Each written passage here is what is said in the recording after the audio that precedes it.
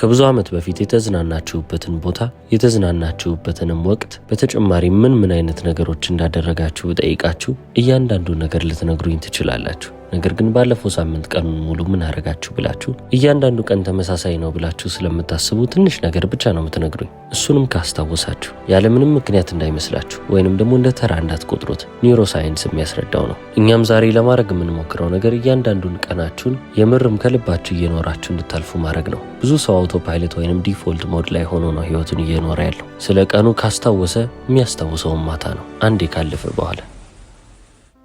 አእምሯችን ውስጥ ሜሞሪ የሚባለው ትውስታ የሚባለው ነገር እንዴት እንደሚሰራ እንመልከት። ብዙ ጊዜ ፕሮዳክቲቭ የሆነ ቀን ስናሳልፍ ማለትም ማድረግ የሚገባንን ነገር በደንብ አድርገን የጨረስን ቀን ላይ ጥሩ ቀን አሳልፍን ብለን እንመዘግበው ይሆናል። አእምሯችን ግን አይመዘግበው። ትውስታ በጨረስናቸው ወይንም ባከናወናቸው ነገሮች ላይ አይደለም የሚመሰረተው፣ በተሞክሮዎች ላይ፣ በስሜታዊ ግንኙነቶች ላይ፣ በተጨማሪም ደግሞ በምናያቸው፣ በምንሰማቸው፣ በምናሸታቸው፣ በምንቀምሳቸው፣ በምንነካቸው፣ በአጠቃላይም በስሜት ሕዋሶቻችን በኩል በሚመጡ ነገሮች ነው። ለዚህ ነው ከ10 ዓመት በፊት ከከተማ ወጣ ብላችሁ ያሳለፋችሁትን ነገር በፍጹም የማትረሱት። ከዛሬ 3 ሳምንት በፊት ማክሰኞ ላይ ምን ስታረጉ ነበር ብላችሁ ግን ምን እንዳደረጋችሁ እንኳን ማወቅ አትችሉም። ባለፈው ወር ውስጥ እንኳን በጣም አሪፍ የምትሉት ሜሞሪ ወይንም ደግሞ አሪፍ የምትሉት ትውስታችሁ ምንድነው ብላችሁ ስራችሁን በደንብ ጠንቅቃችሁ ያከናወናችሁበትን ቀን ይሄ ነው ብላችሁ እንደማትነግሩኝ ያውቃለሁ። የተለየ ነው ብላችሁ ያሰባችሁትን ቀን ትነግሩኛላችሁ። ያ ቀን ለምን ተለየ ብለን ከጠየቅንም ደግሞ እነዚህ ቅድም ያልኳቸው ነገሮች አሉበት ማለት ነው። ኤክስፒሪየንስ ወይንም ደግሞ ተሞክሯችሁ፣ በተሞክሯችሁ በኩል የተሰማችሁ ስሜት፣ በተጨማሪም ደግሞ የስሜት ሕዋሶቻችሁ የሚሰጧችሁ ኢንፎርሜሽን። ምናልባት አብሯችሁ የተቀመጠው ሰው ሲስቅ በጣም የሚያስቅ አይነት አሰሳቅ ኖሮት ይሆናል። ያንን ታስታውሱታላችሁ። ስለዚህ አሁን ይሄ ኢንፎርሜሽን ለኔ ምን ይጠቅመኛል ካላችሁ ቀናችሁን በፕሮዳክቲቪቲ ላይ በውጤታማነት ላይ እየመሰረታችሁ ከምትሄዱ ትርጉም ባላቸው በስሜታዊ ኤክስፒሪየንሶች ወይንም ደግሞ ተሞክሮዎች እየሞላችሁ ሄዱ። የዛኔ እያንዳንዱን ቀናችሁን ልክ እንደ ቫኬሽን ወይንም ሽርሽር እንደወጣችሁበት አጋጣሚ አድርጋችሁ ታስታውሱታላችሁ። አሁን ጥቅሙ እዚህ ጋር ማስታወሳችሁ ብቻ አይደለም፣ ከዚህ በኋላም የምትኖሩትን ህይወት በደንብ ለይታችሁ እያንዳንዷ ቀን የተመጠነችና የተለካች ትሆናለች ማለት ነው። ከዚህ በኋላ ታዲያ ደባሪ የሚባልን ቀን እያሳለፋችሁ አትመጡም። ሁሉም ቀን ለእናንተ ውብ እየሆነ ይሄዳል። ውብ መሆኑ ብቻ ሳይሆን ሁሌም ቢሆን ትዝ የሚላችሁ ቀን እየሆነ ይሄዳል ማለት ነው። ቀናችሁን እንደጨረሳችሁ ትውስታችሁም አብሮ አይጠፋም። ትርጉም ስላለው ከእናንተ ጋር የሚቀጥል ነገር ይሆናል። ስለዚህ አሁን ሰንሰሪ ሪያሊቲ ከሚባለው እንጀምራለን። ማየት፣ መስማት፣ መቅመስ፣ ማሽተት፣ መንካት፣ እነዚህ 5ቱ የስሜት ሕዋሳቶች ናቸው። ማንኛውንም ተራ የተባለ ቀን ከጠበቅነው በላይ ውብ ሆኖ እንዲመጣልን የሚያደርጉልን ነገሮች ናቸው። ያንንም ደግሞ ሊያደርጉ የሚችሉት አሁን ላይ እናንተን በማስቀረት ነው። ስለዚህ ስትበሉ ምግባችሁን በደንብ እያጣጣማችሁ፣ ሙዚቃም ስታዳምጡ እየተመሰጣችሁ፣ በተጨማሪም ስትተኙ ደግሞ መተኛታችሁን እያረፋችሁ እንደሆነ አውቃችሁ አሁን ላይ እየኖራችሁ ስትሄዱ ማንዴን የተባሉት በጣም ድግግሞሽ ያላቸው በየቀኑ የምታደርጓቸው ተራ የተባሉ ነገሮች እንኳን ለእናንተ ውበትን ይሰጣሉ። ሌላ ጊዜ እነዚህን የስሜት ሕዋሶቻችሁን ሳትጠቀሙ ቀርታችሁ አይደለም፣ ነገር ግን ማስተዋል ይጎላችሁ ነበር። እያያችሁ እናንተ አይናችሁ እያየ እንደሆነ ረስታችሁታል። እየሰማችሁ ጆሮአችሁ እየሰራላችሁ መሆኑን ረስታችሁታል። ሙዚቃ እያዳመጣችሁ አይምሯችሁ ሌላ ትውስታ ውስጥ ከቷችኋል እንጂ አሁን ላይ ሆናችሁ እያዳመጣችሁ አይደለም።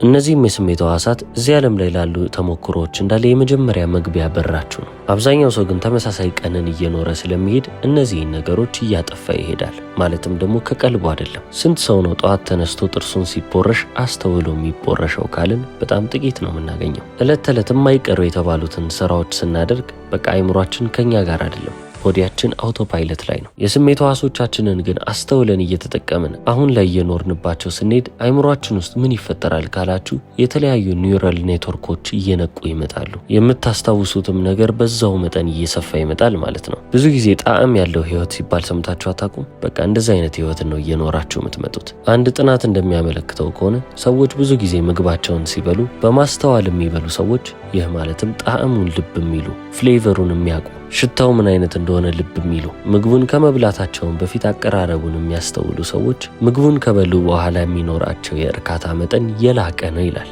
ይህ ማለት አንድን ነገር ስታደርጉ ዲቴይሉን፣ እያንዳንዱን ትናንሽ ነገር ያላችሁትን ነገር እያስተዋላችሁ ስትመጡ ጊዜ ለእናንተ ቀስ እያለ ይሄዳል። የምታስታውሱትም ነገር ትርጉምም የምትጨምሩባቸው ነገሮች እየሰፉ ይመጣሉ።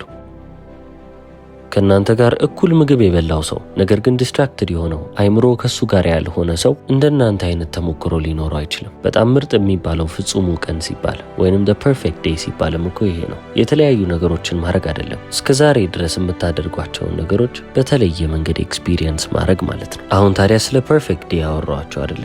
ይሄ perfect day እንዴት ሊሳል ይችላል ካላችሁ the 17 hour perfect day ፎርሙላ የሚባል ነገር አለ። ከ24 ሰዓት ውስጥ በቀን 7 ሰዓት ብትተኙ ቀሪ 17 ሰዓት አለ። ያንንም ደግሞ ማኔጅ የምታደርጉበት መንገድ ነው ማለት ነው።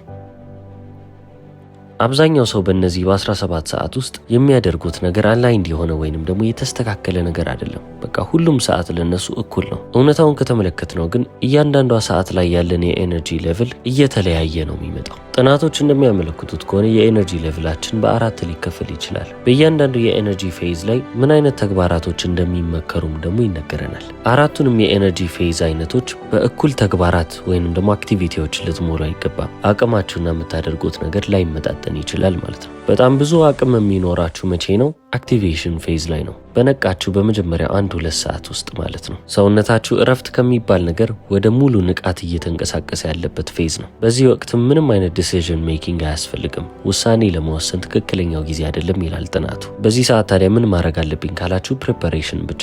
መብላት ካለባችሁ ትበላላችሁ። ጸሎትም ከሆነ ሜዲቴሽንም ከሆነ የጥሞና ሰዓትም ከሆነ ማንኛውንም ለቀኔ እንድዘጋጅ ያደርገኛል ብላችሁ ያስባችሁትን ነገር በእነዚህ ከ1 እስከ 2 ሰዓታቶች ውስጥ ታደርጋላችሁ። ወደ ሁለተኛው ፌዝ ደግሞ አለፍን። ኤነርጂ ሌቭላችሁ ትንሽ ይወርዳል። ነገር ግን ፎከስ ፌዝ ይባላል። ከነቃችሁ ከ4 ሰዓት እስከ 6 ሰዓት ያለው ጊዜ ማለት ነው። በደንብ ፎከስ አድርጋችሁ ወይንም ትኩረት ሰጥታችሁ መጨረስ ያለባችሁን ስራዎች የምትጨርሱበት ጊዜ ነው። ይህ ማለት በአብዛኛው ጊዜ ከባባድ የሚባሉ ስራዎቻችሁን የተለየ ክትትልና ትኩረት የሚያስፈልጋቸውንም ስራዎች የምትፈጽሙበት ጊዜ ነው። አሁን ይህንን ደግሞ ካጠናቀቃችሁ በኋላ ሶስተኛው ፌዝ ላይ ትመጣላችሁ። አሁንም የኤነርጂ ሌቭላችሁ ወይንም ደግሞ አቅማችሁ እየወረደ ነው የሚመጣው ብያቸዋለሁ። ኮኔክሽን ፌዝ ላይ ናችሁ። ማህበራዊ ህይወታችሁን ደግሞ ውብ የምታደርጉበት ጊዜ ላይ ትመጣላችሁ። በዚህ ሰዓት የእናንተ ኢሞሽናል ኢንቴሊጀንስ እና ሶሻል ኢንቴሊጀንስ በጣም ከፍተኛ ደረጃ ላይ የሚደርስበት ጊዜ ነው። በዚህ ሰዓት ላይ አስፈላጊ የተባሉ ስብሰባዎች ካሏችሁ፣ ከጓደኞች ጋር መገናኘትም ከሆነ አሊያም ማንኛውም ማህበራዊ የተባለ ነገር በዚህ ሰዓት ውስጥ መጠናቀቅ አለበት። አራተኛው የኤነርጂ ፌዝ ላይ መተናል። በጣም የኤነርጂ ሌቭላችሁ ዝቅ የሚልበት ቦታ። ይህ ክፍል የቀናችሁ መጨረሻ ሊባል ይችላል። በቃ ከ17 ሰዓቱ ላይ የመጨረሻው 4 ሰዓት በሉት። ሪፍሌክሽን ፌዝ ይባላል። ክሪኤቲቭ የሆኑ ሀሳቦችን የምታስቡበት ጊዜ ነው። በተጨማሪም ደግሞ በአጠቃላይ የህይወት ግባችሁን፣ ሁሉንም ነገራችሁን፣ ህይወትን በአጠቃላይ የምታስቡባትና የምታጠነጥኑባት ጊዜ ነች። ቀጣይ ቀን ለምታደርጉት ነገርም ቁጭ ብላችሁ ፕላን የምታደርጉበት ጊዜ ሊሆንም ይችላል። ታዲያ እናንተ ፐርፌክት የተባለውን ዴይ ማሳለፍ ከፈለጋችሁ ይህንን ተፈጥሯዊ የተባለውን ናቹራል ሪትም መከተል አለባችሁ። ሰውነታችሁ አቅሙ በሚፈቅደው ልክ መራመድ ማለት ነው። ከነዚህ ሪትሞች ወጣ ብላችሁ ነገሮችን መፈጸም ብዙ ጊዜ በጣም ዝቅ ያለ ፐርፎርመንስ መስራት በምትችሉት አቅም ሳትሰሩ እንድትቀሩ ያደርጋችኋል። ከዛ በተጨማሪም ደግሞ የጭንቀት ሆርሞናችሁን ከ50 እስከ 70% ደግሞ ከፍ ያደርጋል። አሁን ባልኳችሁ ናቹራል በሆነው ሪትም ውስጥ ግን ነገሮቻችሁን እያስተካከላችሁ የምትሄዱ ከሆነ ሪሰርቸሮቹ ኤፈርት ፍሪ ፕሮዳክቲቪቲ የሚሉበት ጊዜ ላይ ትመጣላችሁ። ይህ ማለት እየሰራችሁ ነው፣ ነገር ግን ስራችሁ ለእናንተ ስራ አይደለም። እንደ ሌላው ሰው እናንተ እየለፋችሁ እየተጋችሁ እየታገላችሁ ሳይሆን እየቀለዳችሁ ነው።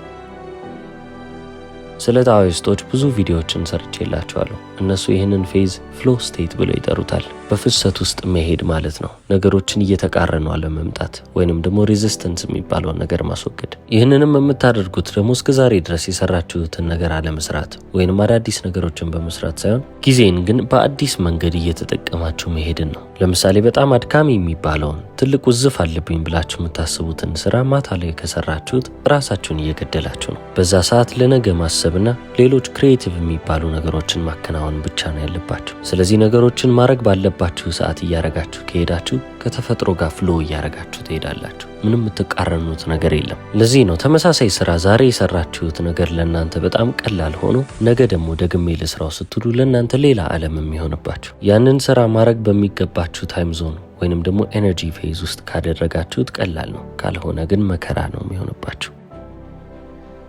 ወደ ቀጣዩ ስቴጅ ደግሞ እንለፍ። ቪዥዋል ኤንቫይሮንመንት ዲዛይን ይሰኛል።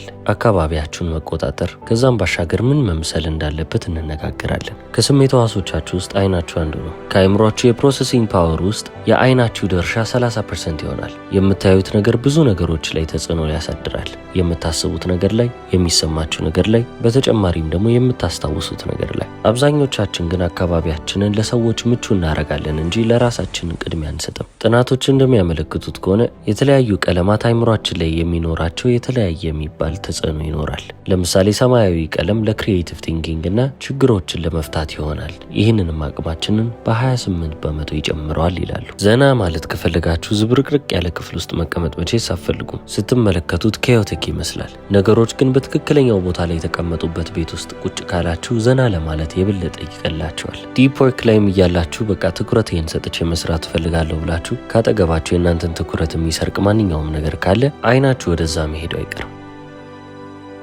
ለምሳሌ ጠረጴዛችሁ ላይ እየሰራችሁ ከሆነና ከፊታችሁ መስኮት ካለ አይናችሁ ወሬ መመልከትን ይፈልጋል። አንዳንዴ ምን እንደሆነን ሳናውቅ የበለጠ ትኩረት የምናደርግባቸው ቦታዎች ላይ እንቀመጣለን፣ ወይንም ደግሞ የሆነ ቦታ ስንሄድ የበለጠ ዘና እያልን እንሄዳለን። እነዚህንም ነገሮች እንደ ኮኢንሲደንስ ወይንም እንደ አጋጣሚ እየቆጠርን እናልፋለን። ብዙውን ጊዜ ግን በአይናችን ምክንያት የመጡ ለውጦች ናቸው። አይናችን የሚያየው ነገር የሚሰማንን ስሜት ይለውጠዋል። ስለዚህ አይናችሁ ደህና ነገርን እንዲያይ አድርጉት። እቤታችሁ ዝርክርክ ሊል አይገባም። ንጹህ መሆን አለበት። በተጨማሪም ደግሞ ኦርጋናይዝድ መሆን አለበት። አይናችሁ ደህና ነገርን እየተመለከተ እናንተም ደግሞ ራሳችሁን አይምሯችሁንም የምታሳርፉበት ቦታ ታረጉታላችሁ። የምትሰሩበትን ቦታ ምስቅልቅል ማለት የለበትም። እናንተን የሚያዘናጉ ወይንም ዲስትራክት የሚያደርጉ ማንኛውንም ነገሮች የምታስወግዱበት ቦታ መሆን አለበት። ወደ ቀጣዩ ደግሞ ስንመጣ ሪሌሽንሺፕ ሞመንትስን እናገኛለን። ብዙ ጊዜ አንድን ነገር ለማሳካት ፕሮዳክቲቭ ለመሆን ወይንም ውጤታማ ለመሆን ብለን ስንለፋ ሪሰርቸሮች በጣም ጠቃሚ ነው ብሎ የጠቀሱትን ነገር ዘለን እናልፋለን።